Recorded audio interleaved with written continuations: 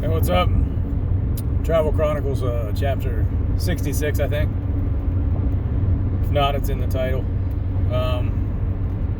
Last presidential debate of 2020 was last night. And I watched about an hour of it, and that's about all I could take.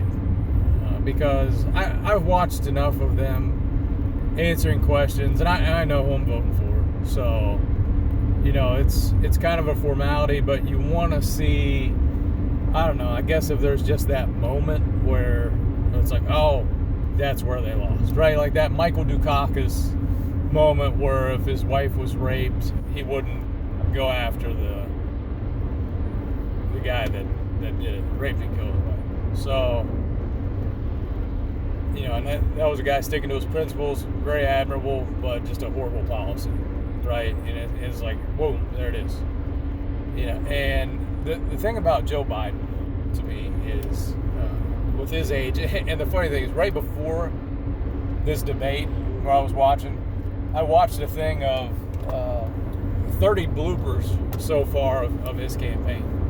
And, there are just legitimate gaffes that have happened within the last year where, he was, at rallies and interviews, different things, where he's legitimately trying to say, the right thing and just completely screws it up, right? Or somebody on his staff screws something up, or it's just, so cringy to watch. And granted, these guys are on TV probably, or in front of people 4 to 5 hours a day at this point, and the rest of the time they're traveling.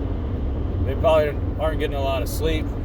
Even Joe Biden, even Sleepy Joe, is not getting that much sleep. So you don't know where their concentration is.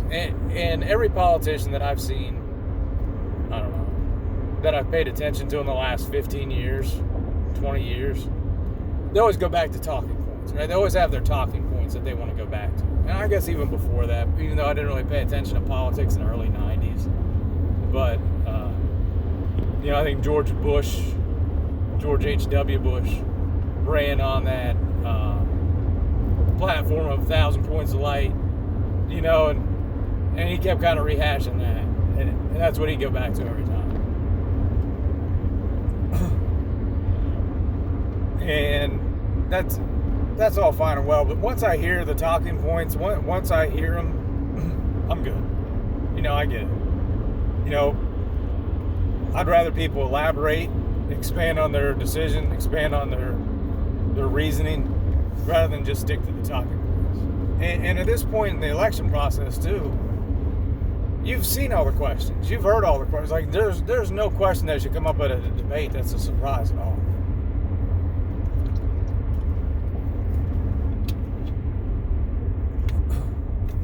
And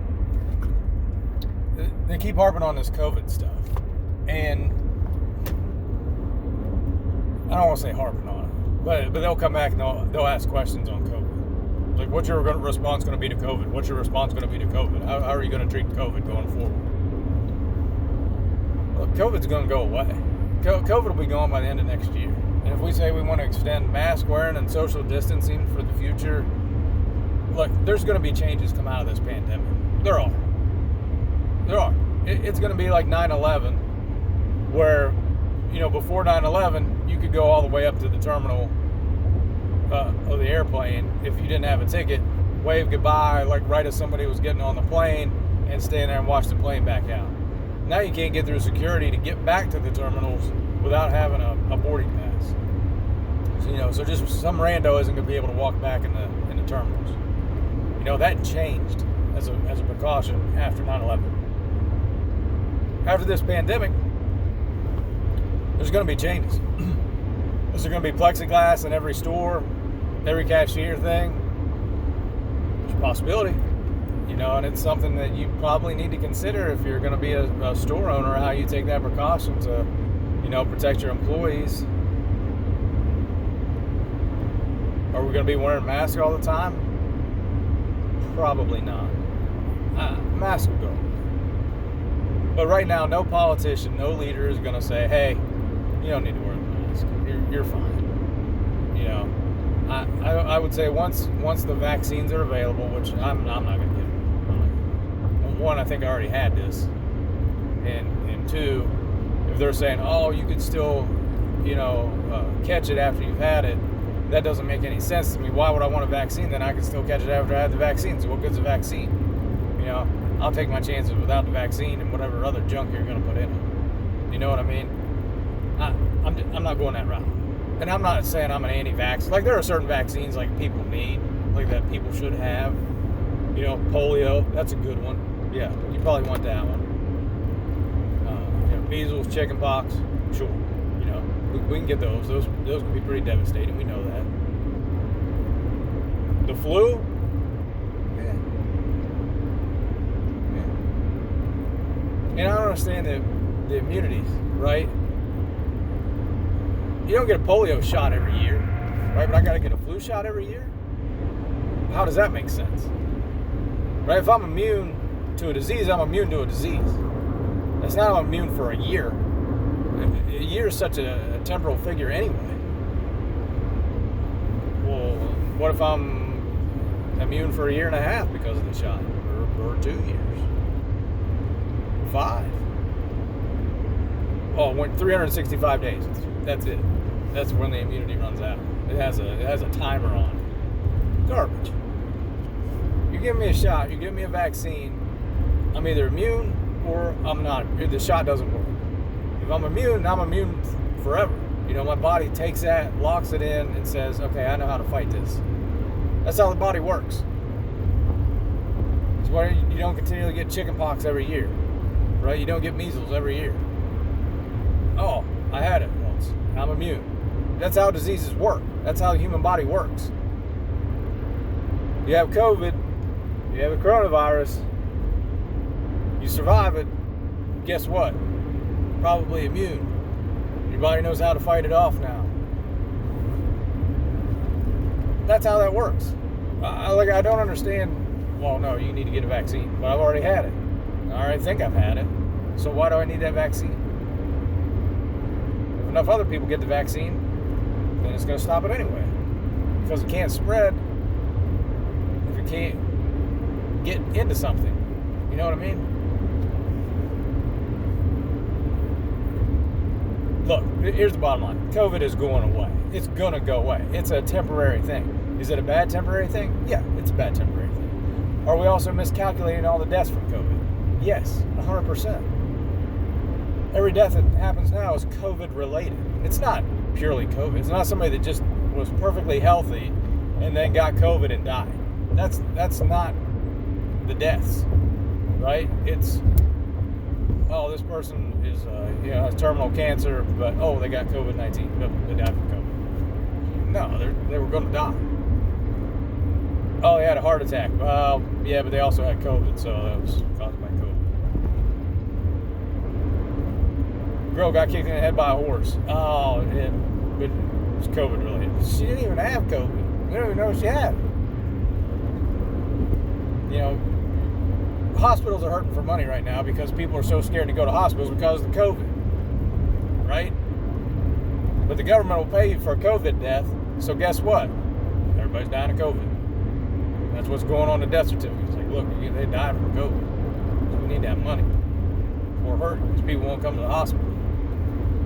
You have people doing PSAs. You have Bob Huggins doing PSA to get people to come back and do their elective surgeries at WVU. Because those hospitals are set up to make money. They have certain budgets. They need certain throughput. They need people coming through, getting treated, getting certain procedures done so that they can make money. Hospitals aren't a charity endeavor out there just trying to break even. Sorry.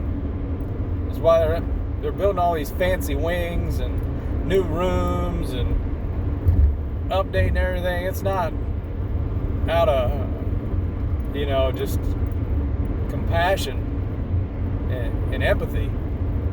It's because they're trying to make money. It's like, oh, you want to come to the most modern hospital, the most modern facilities. we're keeping up to date because we care. No. Keeping up to date because we want you to come there because we're trying to sell you, come to this hospital to get something done you can get done in 20 other hospitals.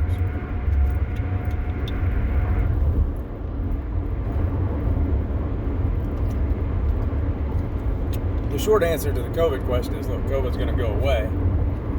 We need to get the economy back open. We need to get people feeling comfortable moving around and doing stuff again, and not living in fear.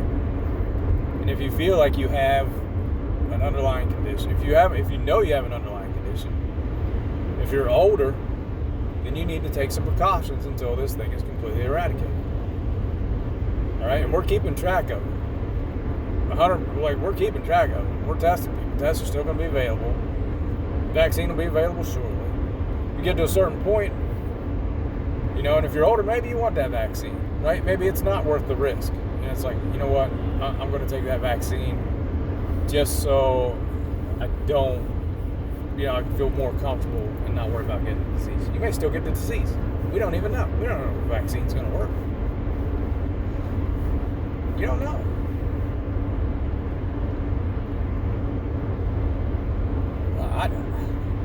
Honestly, I don't think Donald Trump has handled it that badly, and I don't know what the alternative would have been, where people would have said, oh, that's how you handle it. You shut everything down for 6 months, don't let anybody leave their house. No, you can't function that way. People that think that don't have an understanding of the infrastructure of the country. Like, at first they limited it to just essential jobs, right? You got to have people work in the power industry, or else the lights are going to go off. You got to have, farmers and stuff, doing their stuff, and people are going to starve to death. Right? You got to have the factories that are making food. You got to have grocery stores open. People ain't going to be able to get food. Fast food and restaurants, it's a food. Maybe people can't make food at home. Maybe they don't have that ability. Maybe they're eating cereal every day. It's a struggle. People need a little variety.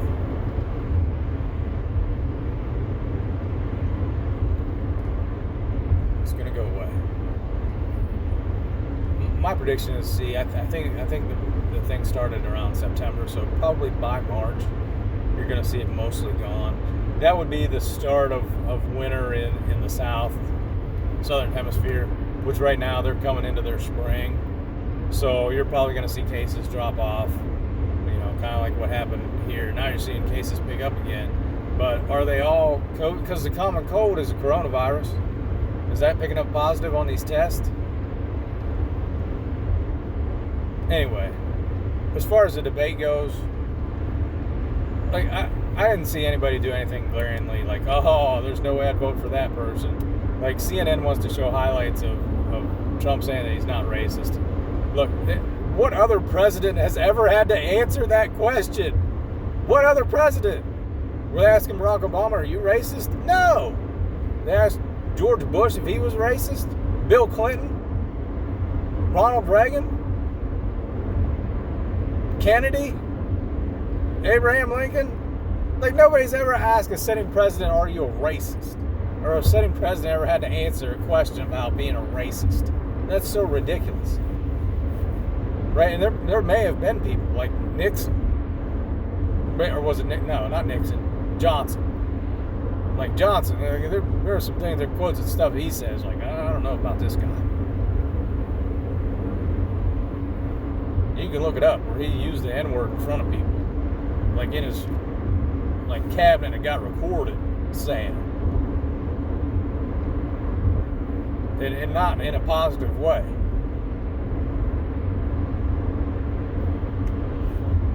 And he never had to answer that question. To me, it's just ridiculous. 2014, Donald Trump wasn't a racist. Nobody cared for Donald Trump, what he did. And now everything gets dissected. Oh, Donald Trump's a racist because of this. And it's what is that? The results fitting the conclusion, or you've already made a conclusion, so now you're trying to find the data to fit that. I can't remember exact name of that. But it's you have a premise, and now you're just trying to support the premise. You're cherry picking your results to prove yourself, and that's not right. And I don't know that he's done anything to say that. Everybody wants to go back to Charlottesville. Well, he said there was good people on that side. Well, I think he was trying. Like, that was like the one moment where he was trying to unite people and be the guy in the middle and say, look, there's good people on both sides. Which, go out there and flat out say, well, look, you're horrible and you're horrible. You know, he didn't want to do that. It's like, look, we both have valid points, right? Not even valid points. It's just like there are good people. There are people on the side that don't want to hurt anybody. They just have their ideas, okay? Radical as they may be. And I don't know if that's necessarily even a good stance, but I think he was trying to be like a mediator, not necessarily call somebody out, because you had people who was doing things that was wrong. And then you had another group there that was trying to antagonize them, which is wrong. and what you get is somebody getting so mad or so fed up that they drive into a crowd. And that's the response you want. Somebody's dead. So, I think people need to rethink their motivations. And I'm not saying live and let live, but let's not provoke and provoke.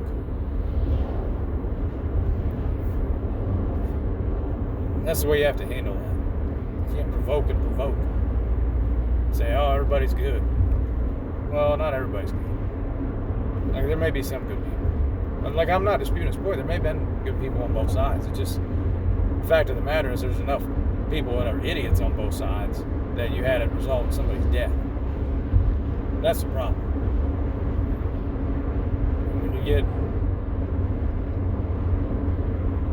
ideological idiots versus other ideological idiots that aren't going to give one bit and think the only way that they're going to win their argument is by violence or physical beatdown, then you got a problem. All right. That's all I got today. And I think President Trump probably won the debate, at least for what I watched. I watched an hour. Like I said, I couldn't watch anymore. But it wasn't like it was just a convincing beatdown. But, I mean, he did put Biden in some tough spots trying to answer questions about his son, which he never answered, not satisfactorily anyway. But be careful. Stay COVID-free as much as you can. Later.